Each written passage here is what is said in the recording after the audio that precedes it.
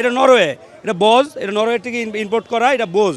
এই বোজের পানি খাওয়ার জন্য ওদের জন্য যে নেক্সট ম্যাচে যেন অ্যাটলিস্ট নরওয়ের থেকে জিততে পারো। জার্মান ছিল, তাদের ফাদাররাও চলে গেছে।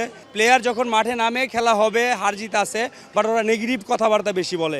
এই জন্য ওদের জন্য বলছি যে নরওয়ের বোজের পানি আজকে থেকে খাইতে যারা ব্রাজিলের পানি, এটা নরওয়ে, এটা বোজ, এটা নরওয়ে থেকে ইম্পোর্ট করা, এটা বোজ। এই বোজের পানি খাওয়ার জন্য ওদের জন্য যে নেক্সট ম্যাচে যেন অ্যাটলিস্ট নরওয়ের থেকে জিততে পারো, কারণ ওরা কখনই ইউরোপিয়ানদের সাথে কখনো ভালো খেলতে পারে এটা আমরা জানি, বাট ওদের যেই কনফিডেন্স ছিল মনে হয় যে ওরা 100% আজকে পারবে।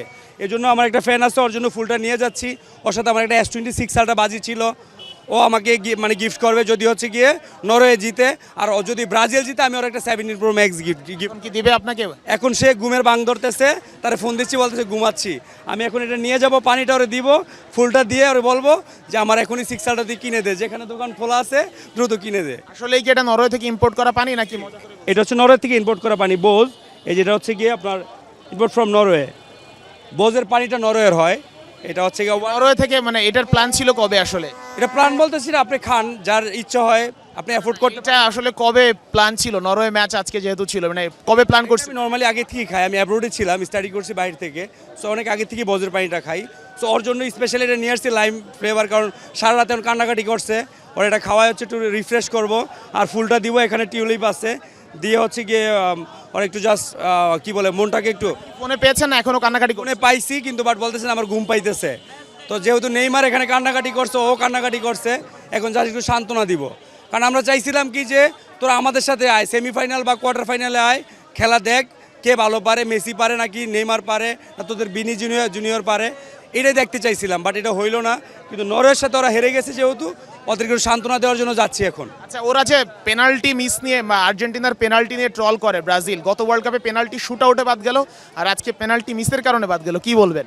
আসলে খেলাটা হচ্ছে এরকম, যেমন আপনি যদি ওদের প্রথমে একটা মিস গিয়ে থাকে, লাস্টে যে টাইমটা ছিল ওই টাইমে যে ফাউলটা দেখাইছে ওরা, যে গাড়ির মধ্যে লাগছে, এটা কিন্তু অ্যাকচুয়ালি আপনি আবার যদি খেলাটা দেখেন ওটা 100% পেনাল্টি হয় না।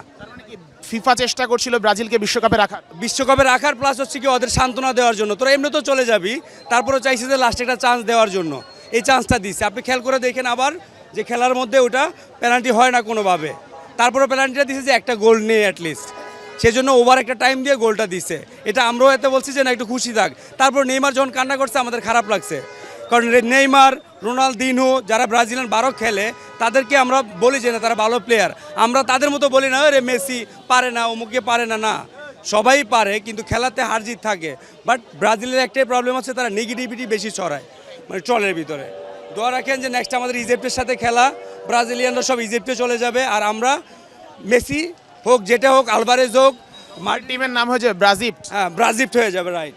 সো ব্রাজিল হয়ে যাবে, এই জন্য তাদের জার্মান ছিল, তাদের ফাদাররাও চলে গেছে। এখন হচ্ছে নেক্সট উইশে আমরা ইনশাল্লাহ 3টা গোল দিব, ইজিপ্ট একটা দিবে, মানে আল্লাহ আল্লাহ আল্লাহ আল্লাহ know very well about this thing.